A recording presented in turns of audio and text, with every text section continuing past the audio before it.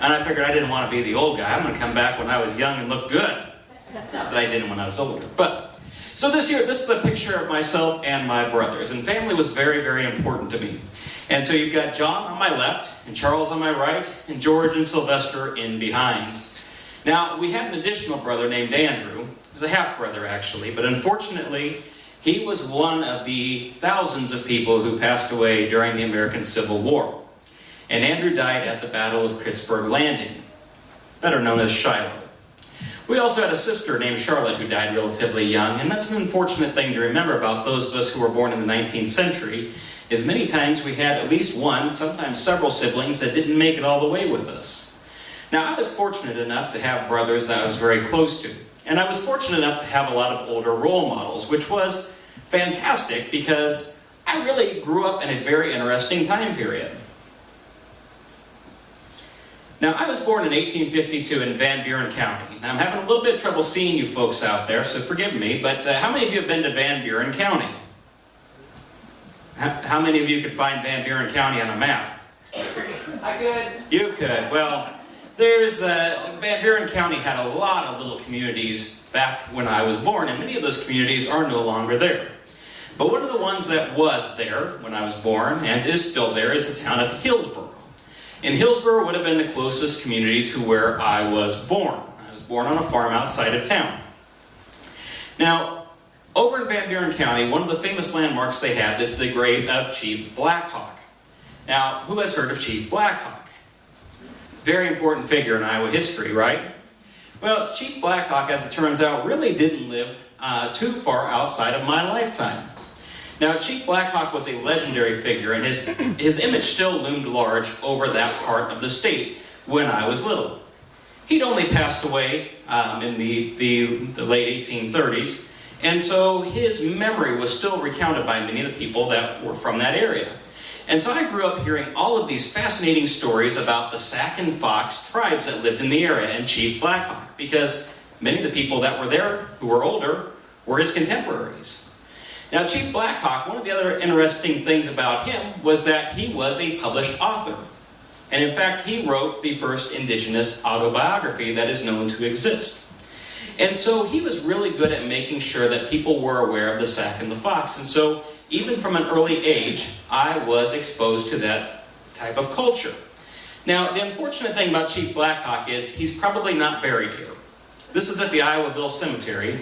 And Chief Black Hawk's remains were taken in by a historical society in Burlington, and the building burned down.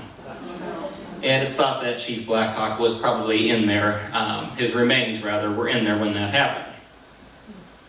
Now, that was in 1855 that the historical building in Burlington burned down. So there wasn't a whole lot of history that had accumulated at that point other than the chief, unfortunately. But it happened to be the same year that my parents moved to Fort Madison. And Fort Madison, in some regards, looks very similar today to what it did when I was young. The courthouse is still the same one that was there when I grew up. And so I passed by this building periodically and was very familiar with it. Now, down at the bottom, you'll see the railroad station. And that is from the Atchison, Topeka, and Santa Fe Railroad. That didn't come through when I lived in Fort Madison. That came through a little bit later on.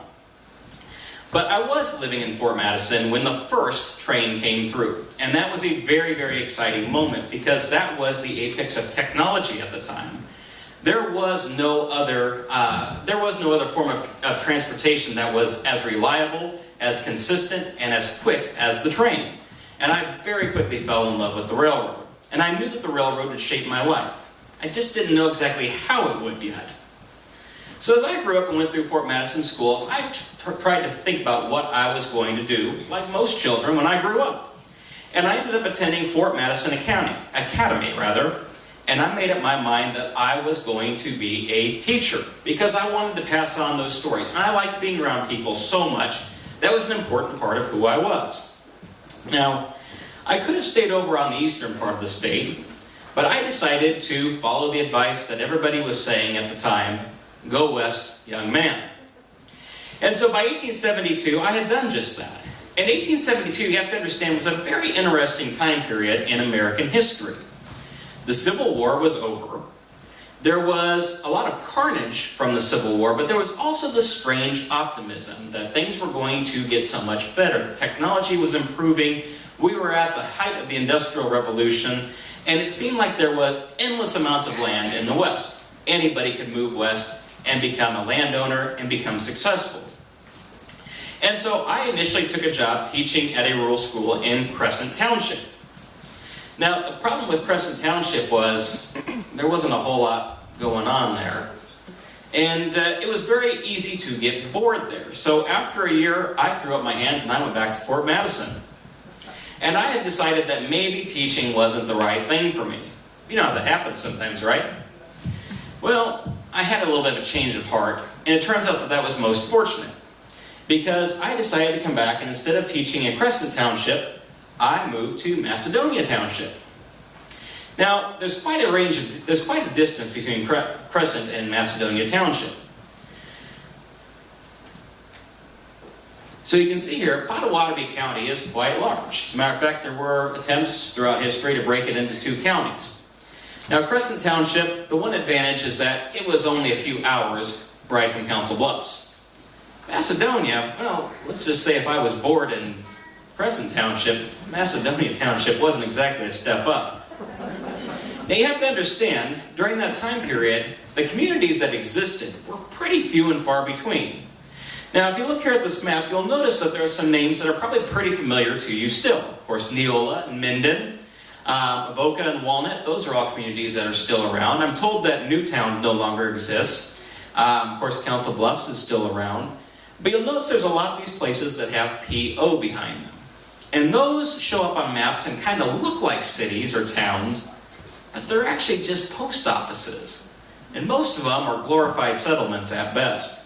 So Loveland Post Office, for example, very small isolated area. Of course, Loveland eventually would become its own community.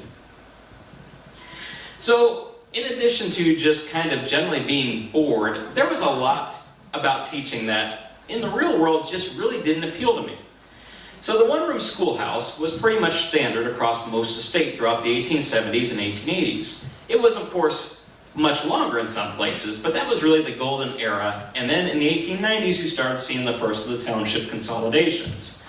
So I was teaching in a one-room schoolhouse that had multiple ages in the classroom. So you might have a 5-year-old, you might have a 10-year-old, you might have a 15-year-old, and it gets very hard to tailor a lesson plan to them. In addition, I had to cover all the subjects. Well, I was pretty good at reading, and I was pretty good at writing. Arithmetic, it was okay. Geography, boy, that got to be pretty tricky sometimes. History I could handle just fine. But it was some of those other chores I had to do. I had to clean up, be the janitor. That's okay to do once in a while, of course. But kids are messy. I don't know if you know that or not. You're also held to some pretty high scrutiny as a teacher. You're on a pedestal. You're right up there with the preacher. And so you're expected to conduct yourself in a certain manner, and that's a lot of pressure at times. Especially in a field that was largely female-dominated at the time. There were a lot of young, unmarried women in the career, and the turnover was pretty high because they would get married and they would move on. So traveling long distances was not something that was enjoyable, being often isolated, dealing with inclement weather. Of course, when you get to close to summer, you get close to planting and harvesting, the people just stop showing up. You don't have kids in the classroom sometimes. And that was disheartening too, because it's really easy to look around and go, gee, there's nobody here. I must not be very good at my job. And if I wasn't very good at my job, there wasn't a whole lot of help to make me a better teacher. So it was a very interesting time period in one regard. There was a lot of hope, but there was also a lot of isolation, and there was a lot of just general anticipation that something great was going to be coming, but it just wasn't here yet. And as it turns out, that wasn't anything especially new.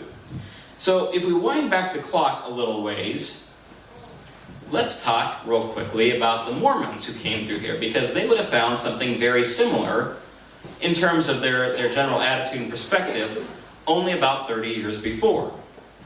So the Mormons had settled over in Nauvoo, Illinois. And there was a number of scrapes and scraps and discontent within different factions of the faith. And so the Mormons began heading out west, and they would create these different establishments, and they would create these small settlements where they would camp. And sometimes people would splinter off and they would create their own settlement. And that's how places like Council Bluffs got started. Canesville was the Mormon settlement originally. Now, Macedonia had been around as a township a lot longer than the community, and it had been around almost the same amount of time as I had been on Earth, frankly. And so, if you go back to the time of the Mormons, you'll actually find that one of the first people to make a name for himself in this area was Levi Graybill. And he's considered to be one of the first American settlers in this area, and he arrived in 1846. Now, that was about 6 years before I was born. And so Graybill had already been well established by the time I even considered coming out here. But he had a rather rough start himself. So he originally settled along the Nishnabotna River with the intention of creating a mill. Well, the problem was that he didn't know anything about creating a mill. And on top of that, he was a squatter. So he came in and thought he claimed his own land, but it turns out he actually claimed land from another Mormon gentleman named Beebe. So he planned to build a mill on the river. He didn't have the financial means to do it, but he did build himself a log cabin. Again, on land that he was squatting on. Now, thanks to the Historical Society, they've marked where his cabin was, and so that's fantastic. You can go out on the highway and see where it is. 1853, they came out and formally surveyed the town. They came out and surveyed the township, and when they did that, they established the lot lines, and that's when they found out that he technically shouldn't be there. So Graybill ended up moving northeast of town. He moved up northeast of town, ended up searching for another water source. And of course, water sources were very important because you didn't have a ready, excuse me, that dust is getting me. You didn't have a ready supply of water that was drinkable. And it made it very difficult to settle in a place that didn't have water available. Not to mention, you needed timber in order to build your homes. And timber was almost always found around water sources. So Graybill wasn't able to build his mill like he wanted to, but others were, fortunately. And that was a good thing, because the closest grain mill was more than a day's trip away down in Missouri, or you had to go all the way back to east central Iowa, down to Eddyville or Oskaloosa. Very long way to go. And so when it came time to build a mill, one of the first people to really actively take on that task was a gentleman named Jonathan Stutzman. And there's a little bit of controversy as to whether or not Stutzman originally had built the first mill, but he was the first one that built one of any real success. And he purchased the land to build the mill from Graybill. So Stutzman wasn't a miller either, though. He was a storekeeper. I know a few things about storekeeping myself, and I know that milling is very different from storekeeping. But the thing about Stutzman was he was good at delegating. And so when he built the mill, he realized that that was a good source of income from him, but he wasn't going to be able to run it on his own. And so he hired a professional miller to come in and take care of those duties, which made him really the first employer in this part of the county. Now, the mill was the site of many firsts. It was a very important place to go because people would go and congregate with their grains, but they would also go there for religious services. The first religious services were held at the mill. They were Mormon as well. And the first election was held there as well. Now, the problem was that Stutzman's mill was a little bit of a mouthful, and they wanted something that was a little bit easier for people to recognize when they were passing through, because the Mormon Trail was going through this area, and there were still a lot of people coming through on a regular basis. Well, the Mormons were holding church over there at the mill, and there's a lot of religious names in this part of the state, and so Macedonia came from the book of Acts, and it was a logical choice when you consider many of the other places, this part of the state, also have those biblical names. Pisgah, for example, and Tabor. Now, Stutzman's mill was damaged in an 1848 flood. They were able to rebuild it, and it reopened for service in 1851. He also opened a small general store at the mill. It would have been the first general store in the area. Of course, a store was very important because you didn't have a whole lot of ready-made resources unless you made them yourself. And so if you needed to re-provision, it was quite a task to go to the nearest community. Again, it was more than a day's trip to Council Bluffs at the time, which itself was a pretty small place. And so what they did was they opened this small general store, and they'd have a regular a line of goods that was stocked there that was absolutely necessities, things that people would absolutely have to have, they wouldn't be able to function well without. And one of the things that people couldn't function very well with was a lack of a post office. And so Calvin Beebe, who was another one of those original settlers, he owned the land that Graybill built on. Beebe opened the first post office, and he wrote to the U.S. Postal Service in Washington, D.C. and applied for a postal permit. And back then, the post office was a very informal affair, often kept in people's houses. And so it didn't really have a post office like you would think of in your time. It was simply a box or a series of small boxes that he would keep in his cabin. Now, throughout the 1850s, there weren't a whole lot of formal changes in the township. Some people, like Graybill, wanted to better himself and continued in his business endeavors. He couldn't exactly make a run of it with the mill, and so, as you can see from this 1860 article in Council Bluffs, he tried his hand at wool carding. And so, that was one of the ways that he could make a little bit of extra money, was people would bring their sheep's wool, and he would be able to mass card that, and they would be able to turn that into string. There were other people that were a little bit less virtuous than Graybill, and they seemed to be people who attracted trouble. And one of them was Mr. Batchelder, who had a standalone general store. And unlike Stutzman's Mill, the one thing that Batchelder had at his store was whiskey. Well, you know what happens when you get a lot of whiskey and a bunch of guys that don't exactly have wives keeping an eye on them, right? Now, there were plenty of teetotalers in the area. You gotta remember there were a lot of Mormons coming through, but there were also a lot of people who changed their tune a little bit once the sun went down. And in 1855, there was a shooting match. There was a sporting match outside of the small settlement, and Batchelder cut off the supply of whiskey. And that's where things went south in a hurry. Because a drunken rabble showed up to ransack his store, and Batchelder took out his gun, fired in self-defense, and the next thing you know, we have our first charge of murder in the area. There was a very primitive trial that was held. It was ruled in his favor that it was self-defense, and he was not convicted. Now, there was also the case of Mr. Pierce, who served as the de facto blacksmith for the community, and he was a bit of a tinkerer. And one of the things that Mr. Pierce also did was he collected fares for people crossing the Nishnabotna River. And he made good money doing that, and his wife made good money as well because she would bake bread and she would sell that to people as they passed by. Well, on a good day he might make about $5. That was a lot of money back then.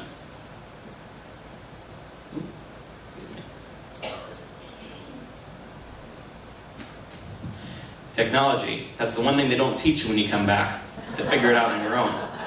Well, Mrs. Pierce, unfortunately for the Pierces, she, at one occasion, was left alone to tend the toll bridge and accidentally overcharged the the 25 cents into $2.50 for those coming over the bridge, and they made a lot of money that day. Now, Macedonia didn't figure largely into the Civil War. There was not a huge population base out here at the time. There were, of course, Civil War veterans, but many of them came after the war and settled here. And so you don't see a huge population going from Macedonia Township to serve in the war. But it did have a tie to the Civil War that is rather interesting. And Old Macedonia was at least visited on one occasion by John Brown. John Brown, of course, a very famous abolitionist.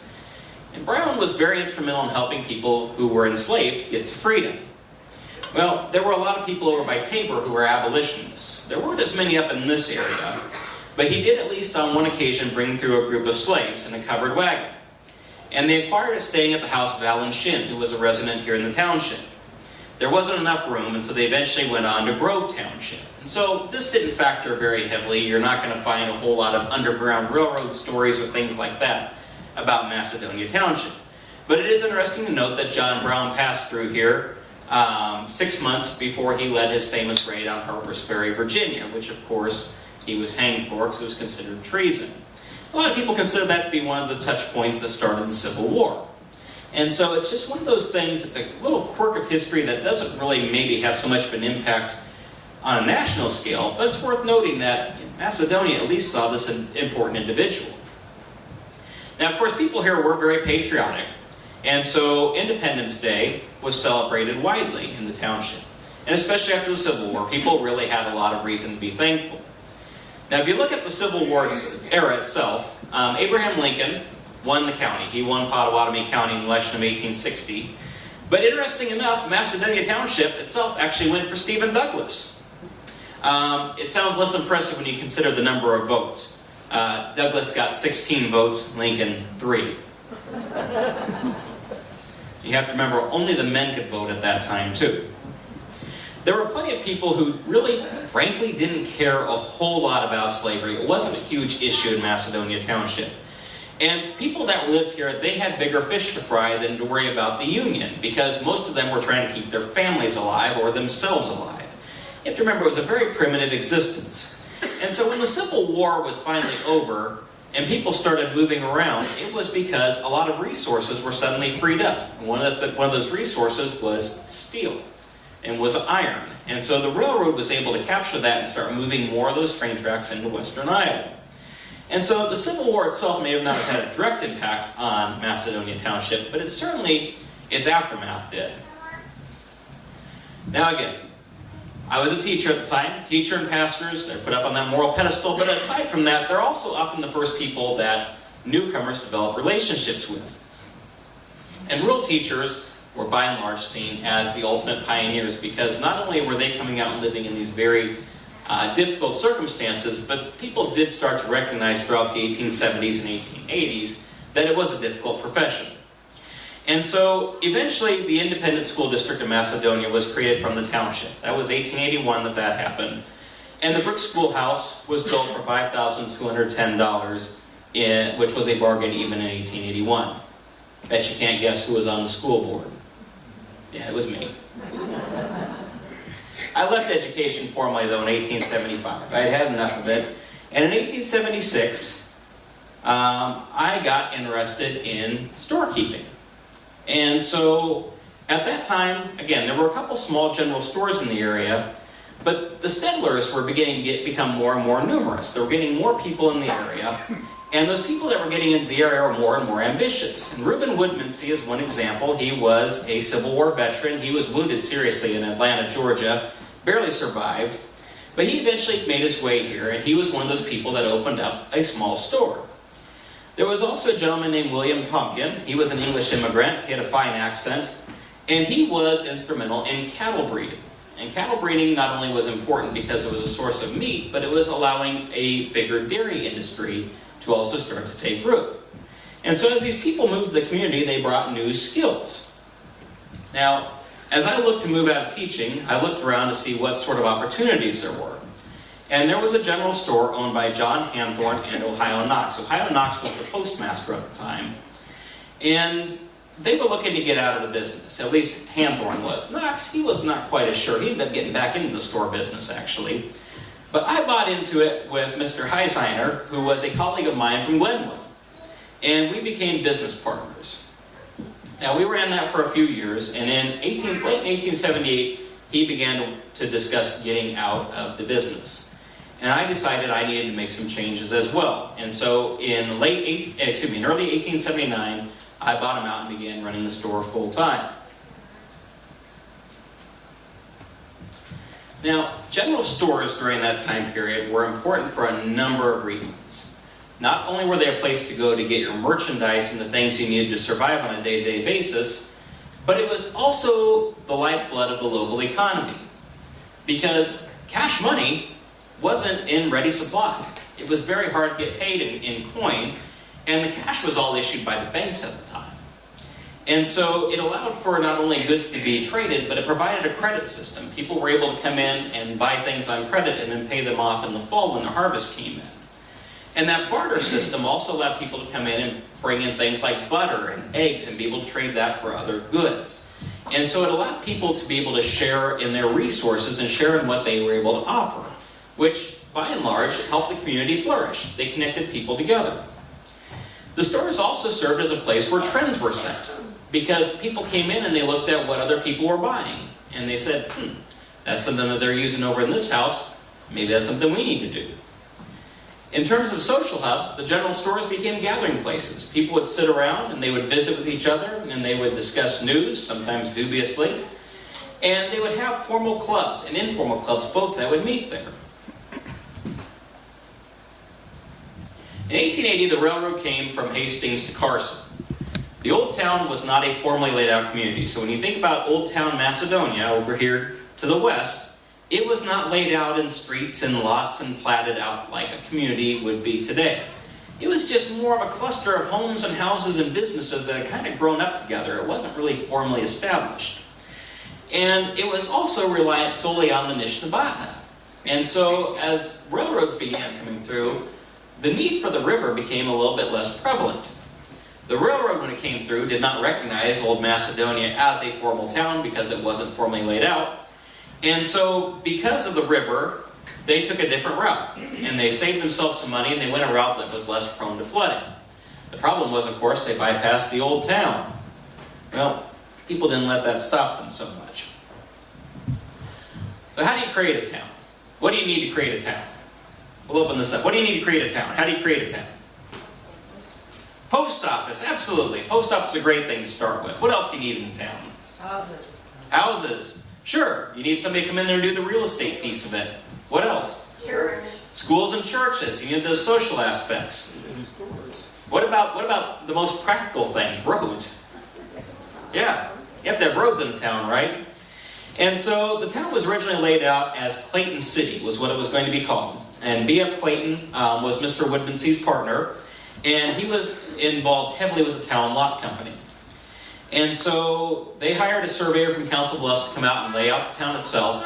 But the problem was when they went to go file the name of Clayton City, they discovered there already was one over in eastern Iowa. Well, so much for naming it for Mr. Clayton. They decided to keep the Macedonia name. It was working well enough anyway. So you have the lots all laid out. You're going to sell the lots. They've got the town lot company.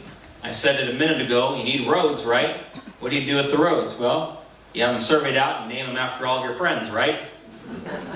So when you go around town and you see the different named streets, now you know who they are. The surveyor, the railroad developer, Mr. William Beasley, a Civil War veteran. Of course, Ohio Knox, he was a postmaster and a businessman. Reuben Woodmansey, he was one of the founders. Well, Dye, we already know who that street's named after, I suppose. Benjamin Clayton and J.W. Hamilton, one of the original landowners, and of course our grain dealer here in town, Mr. Evans.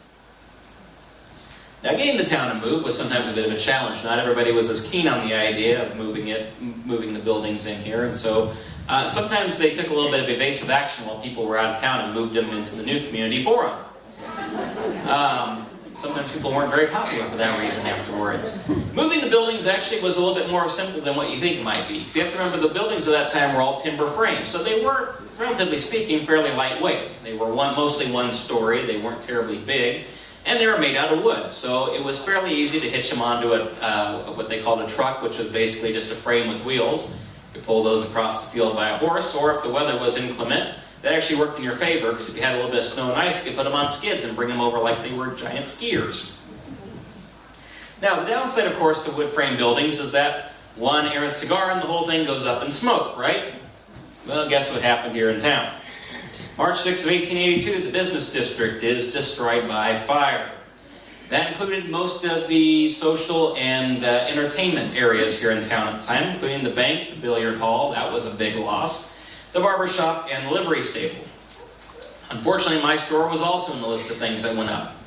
Now, fortunately, some of my friends were able to get in there and save some of the merchandise. I wasn't in town at the time, but fire was the scourge of Iowa communities, and communities across the Midwest and West in general, because there wasn't very good fire protection or fire service in the 1870s, and even into the 1880s and 90s. Excuse me, I'm going to sneeze again here, I think. Maybe not. We'll see. Probably come when I'm least expecting it. So I decided that building back with wood was not going to be a very good option. And I had been out to Chicago, and I'd been along the eastern river towns of Iowa, and seeing that those towns had used a lot of brick. Well, that makes a lot more sense than using wood, right? I mean, brick's going to hold up better. It's more resistant to bad weather. It's resistant to high winds and fire, of course. And so I thought, that's going to be how we rebuild the town. We're going to use brick. The problem was that brick was prohibitively expensive because it had to be brought in from Council Bluffs, and it was very heavy, so there was a lot of freight shipping on it. Well, I got the idea after going along the river and realizing that there was some pretty good clay that, hey, maybe we can make our own. So that's what I did. So I bought in, or helped create, the Macedonia Brick and Tile Company, which was my third business venture, because I already had the general store and I had been working with the bank as well. And so we were able to make in our kilns about 350,000 bricks per year, and those were known as Doni bricks, excuse me. And they were still good. That many places they're still around. And as a matter of fact, if you look here in town, you'll see quite a few of them. Now, we ship those all over southwest Iowa. In fact, Tabor College Adams College down in Tabor, many of their bricks were built with those Doni, or many of those buildings were built with the Doni bricks. And so those became well-known exports from this community, which brought a lot of money into the community, which in turn pumped up the local economy and allowed us to do some different ventures that maybe people couldn't do in other small towns. And because I had the general store, I was able to use some of those resources to help build up the general store, which helped in turn make that more successful. And so by the time we get into the 1880s, you see the Dye Brothers Company as being one of the big mercantile businesses here in this part of the state. And we ran advertisements all over southwestern Iowa. My brothers were involved in the process. We had a very large store that had a variety of goods in there. But the thing about it is you have to understand that the general store industry was changing a lot during that time period. Now, I'm going to bump up the lights here for just a minute. Is that possible? Let's see here. Can we bump up a little bit? If not, it's okay. We can make it work. There we go. Okay, let's see here. I need a volunteer to be willing to come up here real quick. Yeah, you're perfect. Come up here. Okay. So I have a variety of things up here that you would have seen in my store at the time. And I'm going to have you take a look at some of them and kind of discuss what their importance is and why people would have been interested in them. So this is going to be the first thing I'm going to show here. What do we got right here? Gloves. Yeah, we've got a pair of women's gloves here. Now, women's gloves were one of those things that was both functional and fashionable. Because if you think about it, even women had to do a lot of hard work during the day, right? They had to work on the farms. Some of them even owned their own businesses. In fact, did you know that Iowa had 5 female blacksmiths in the 1880s? True fact. That's what happens when you're a business that relies on apprentices and all you have is daughters. So women's gloves were functional and fashionable because not only did they help protect the hands, but they also may have hid some of the imperfections. And they also were considered a sign of delicacy. And so that was one of the things that women, as fashion became more important in the 1870s and 1880s, they began to take notice of that. And so they began to really adapt to those changing fads. Now, right here, this is another thing you would have found in my store. And what do we have here? It's like a ribbon? Yeah, a spool of ribbon. Now, Macedonia had several milliners. A milliner was a lady hat maker. And that was a really interesting sign of prestige because hat making was seen as a big luxury at the time. Because if a woman could afford a hat, she had money. And most women had at least one good hat. But if she had multiple ones, then she had a lot of money and she had a lot of status in the community. So if you have a milliner in a small town, well, you're either going to go out of business, you're going to have to find customers outside of town, or you're going to have to find rich people in town that can buy multiple hats, right? And so we would stock things like ribbon, and we'd stock things like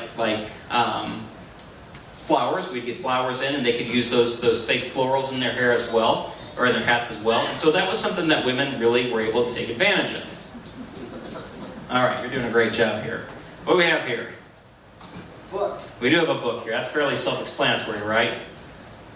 It's a biography. It's an Abraham Lincoln biography. Throughout the 1890s and early 1890s, early 1900s rather, books became very popular in places like Macedonia because people had more leisure time. They were able to read and they were able to take in that enjoyment from that. And they would also do other things while they were reading. So they would enjoy things like soft drinks. So this is Dad's Root Beer. It came out a little bit later in my career in the business. Dad's Root Beer came out in the 1920s. And root beer was particularly enjoyed during Prohibition. It was a substitute for real beer. But it was also one of those things that people were able to buy relatively cheap during the Great Depression. It wasn't real expensive to produce. And so it was something that people could enjoy even if they didn't have a whole lot of extra money. There's that sneeze. All right. One of the most important things you could have in a general store was this one right here. Coffee. Coffee. Right? Because you often had long hours on the farm. So coffee was very important to have in stock. And people, just like today, they would come to the general store and they would have coffee. Believe it or not, they would come in there and they would discuss politics, and they would sit and they would drink coffee, and when they were done drinking their coffee, then they would pick up this canister right here.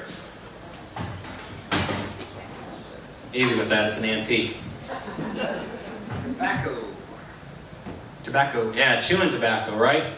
So tobacco, of course, is not something that we really want people to be doing in today's time, because obviously, I'm going to step off the wire here real quick. Tobacco is not particularly healthy, but back then it was seen as an indulgence that people were able to enjoy.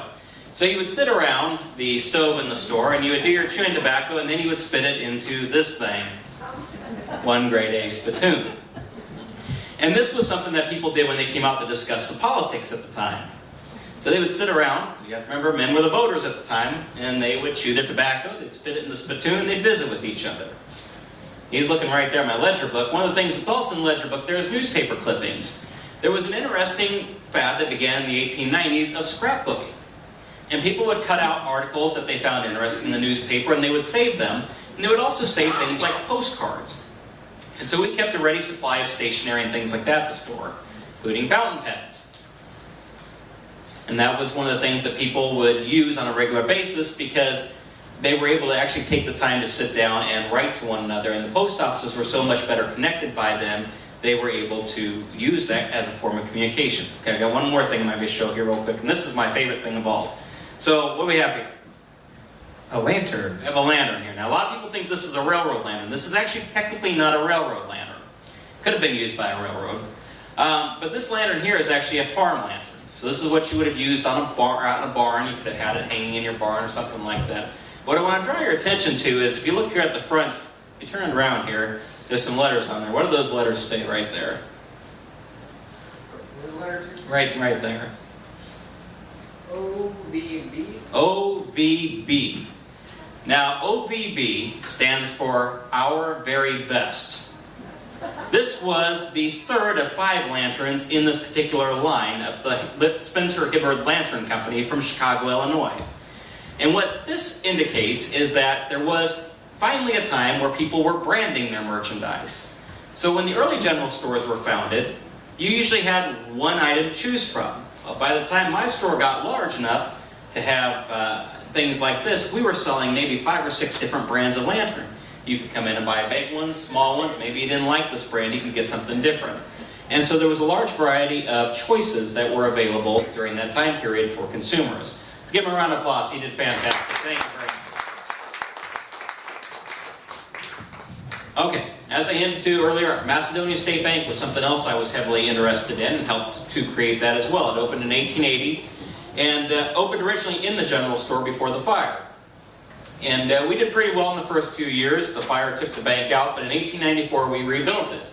And when the bank was rebuilt, we actually put a door in there so that I didn't have to go outside when the weather got bad. So I'm still very proud of that bank building.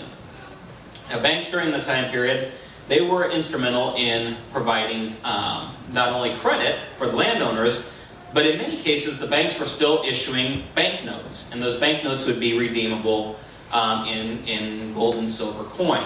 And so this is really the time period where you see the United States transition from local currency to a national currency.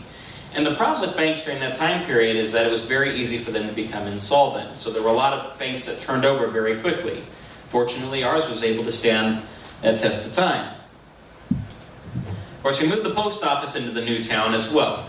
Post office, while originally was just a simple set of boxes, eventually the post office took on a more formal stance. And indeed, if you look at the businesses, you'll find that during that same time period, there were a lot of formal businesses here in Macedonia. We had our own newspaper in 1885 and 1886. We had several milliners, we had physician, we had implement dealers, we had a lot of different businesses here in town. And those businesses eventually started persuading people to vote for incorporation. Incorporation in Iowa is when a settlement officially became a town and became separate from the county. It had its own resources. It could charge its own taxes. It had its own properties, things like that. And so Macedonia was incorporated in 1892. I got elected to the city council. And the first business order that we had was put in sidewalks. Because the roads got really nasty, especially in the spring and fall. Now, one of the other big things that we did was we hired a street commissioner.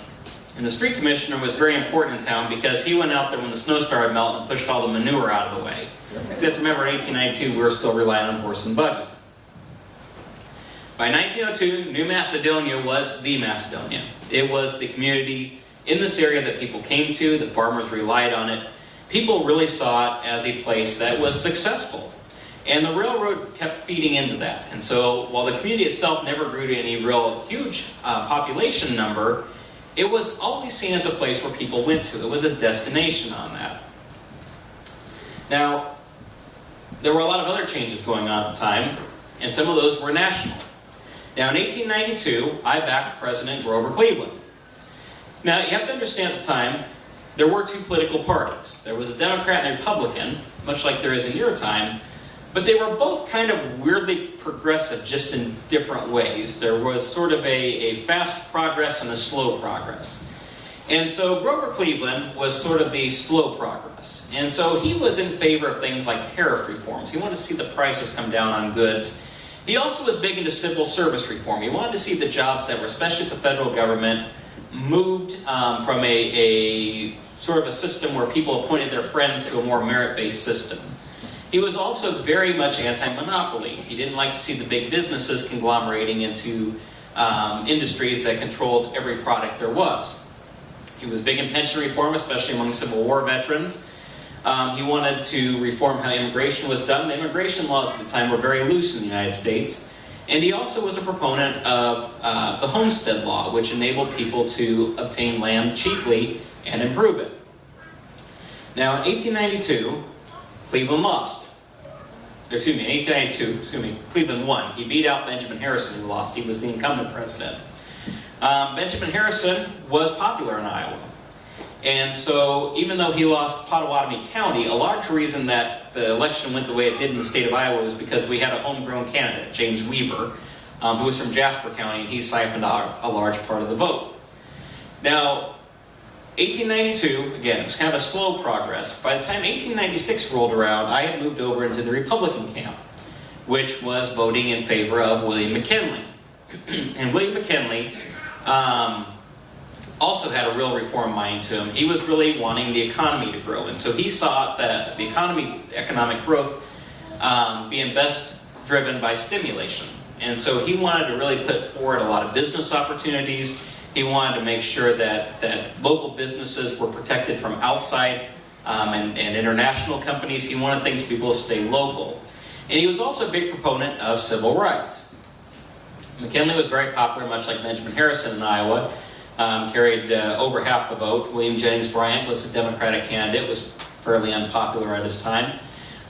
It was complicated by the fact that there were 6 official candidates on the ballot at that time. Now, during this period, many normal people got into politics.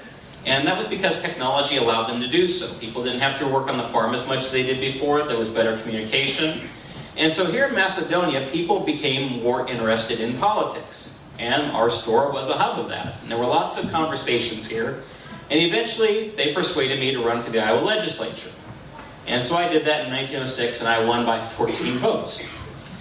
By this point in time, Theodore Roosevelt was in charge of the Republican Party, and he was a complete reformer.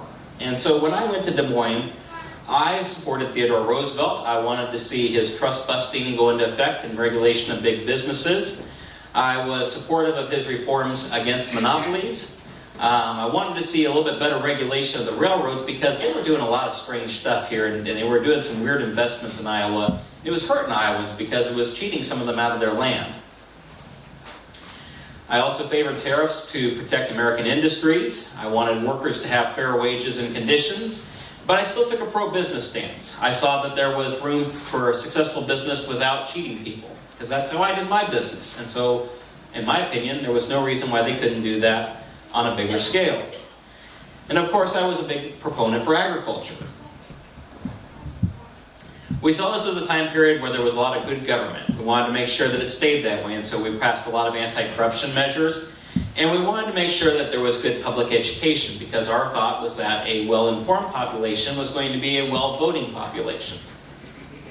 So I was elected in 1906 and in 1908 both. I served 2 terms, and the committees I served, probably ones that don't surprise you. Banks and commerce, horticulture, telephones. I got very interested in the telephone. Pardons. There was a lot of reform when it came to criminal law at the time. And so we had a committee to review what the pardon laws were and what the governor was able to do. I also was chair for the institution of the feeble-minded and the hospital for the insane as well. Now, when I left Washington and came back to Macedonia, or excuse me, not Washington, rather Des Moines. Think about that mister who goes to Washington. Left Des Moines and came back to Macedonia. The community was going through another period of change. This was a time when the population had plateaued a little bit, but there was more of a shift to the farming side of things. And so McCready Macedonia Implement Company, was one of the businesses that had really taken off around the turn of the century. And so, 1899, they're celebrating their 125th this year, which is fantastic on that. And we've got this great theater thanks to the Implement dealership. But during that time period, there was a lot more emphasis on the agricultural aspect of things. Now, we were able to enjoy recreation as well, which was great. Baseball became very popular in this area. In addition to that, stage shows became popular. Vaudeville was something that came through, and so we actually, above the Dye Brothers store, we had a place that we called the Opera House.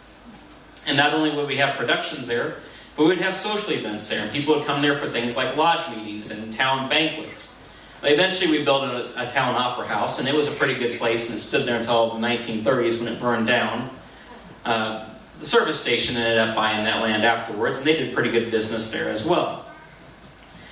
Now, having a service station brings it into the real meat of the 20th century, because the railroads really started declining after World War I. And so, with that, other things began to change as well. So, in addition to people having more free time, they were able to travel a little bit further. And so we start to see some of the smaller rural towns maybe losing some of their people and businesses to the bigger communities. We were able to stay in really good shape here in Macedonia, though. The Dye Brothers store turned 50, and we were celebrated in 1926. They had all kinds of events held at the store. We had our name in the paper all throughout southwestern Iowa, and people really recognized that we had made a difference here in this community. And even when I decided to retire, the store didn't close. I ended up turning it over to my nephew, and he ran it, and later his daughter ran it. And the store continued to be a successful entity here in town for many years. Now, when I retired, I did what people want to do when they retire. Enjoyed my leisure, played cards with my friends, and enjoyed the community that I was a part of. So, why should we talk about our community history? Is there any importance to it beyond the confines of Macedonia or Macedonia Township, Potawatomi County, state of Iowa? Well, there is. So we learn about our history for a number of reasons, and probably one of the ones that comes to people's mind first is economics and tourism. Because a well-preserved and a well-understood local history can attract lots of tourists for a variety of reasons. And they may come to see buildings, they may come to see museums, they may come to see collections of birds, or they may come for things that are not related to the town itself, but maybe parks and wildlife resources here in the area as well. But all of those create opportunities for cultural and educational development. Local history makes concepts relatable. When we talk about the Civil War, it's kind of an abstraction for us. There were a lot of Civil War veterans in Iowa, of course, but there were only really 2 Civil War battles that were fought in Iowa. Most of them were fought elsewhere. But when you can see that players who were involved in the Civil War, whether it's John Brown, famous abolitionist, or Reuben Woodmansee, somewhat less famous, but somebody who was still involved in the Atlanta campaign and heavily involved with the battles, it becomes a lot more relatable. And so it serves as a gateway to a deeper understanding of not only our national history, but our global history as well. Of course, we want to be mindful of preserving our heritage. Macedonia has done a great job of that with the mural project. and the museums as well. So making sure that those historical resources are available for people to not only go out and learn from, but also enjoy and be part of. And I think the mural project has done a great job of that. Just watching people's reactions to seeing their images in the grandstand is pretty cool. Learning about our history provides a well-informed citizenship. When we understand the complexities of our communities and what makes people think and believe the way they do, we can use that to help our understanding with them and influence them in their decision making. And it's a matter of compromise. It's a matter of understanding the people that we're around and knowing how to communicate with them. And the better we know them, the better way that we can make those bonds and those connections, the more successful that's going to be. And lastly, we learn about history because it creates a place of identity. It's a place of being. We feel an affinity for our communities. We feel a tie to our communities. We are part of our communities. And so when we understand the places we live at, it just deepens that relationship, not only with the place itself, but more importantly with the people who call that place home. It's been a lot of fun learning about Willoughby Dye and portraying him. It's been a little over a month since I was down here for the first time and visited Macedonia, and it was a wonderful experience. I've done more than 75 programs across the state of Iowa. I've portrayed more than 36 historical figures around the state, and I'm not just saying this. This has been one of the most fun communities I've worked with. It's been great. And so, thank you very much. You deserve the applause. This is just, it's been a wonderful place to come and explore and spend time. And I was telling my wife, who is a biologist, I'm like, you gotta come down and see the birds sometime. So we will be back for sure. If you are on Facebook, and I do primarily work on Facebook because I, as Dave Baker now, am the world's worst web programmer, I do run the Iowa History blog, the 29th State. It's a celebration of Iowa history. We hope to help people build relationships based on their shared history. And so I encourage people to go on and share their stories, especially as I post histories of different communities. I'm sort of phasing out some of the more, I don't want to say phasing out the historical aspect, but trying to go more into a oral history sort of viewpoint in 2025 and get people to really tell their stories and bring it alive. So if you're interested in following me on Facebook, please do that. Again, the 29th State. And I'll go ahead and throw up the rest of the contact information here. But thank you very much this evening. Thank you for letting me be part of your community. Again, Dave Baker's my name, and I appreciate you all. Thank you so much.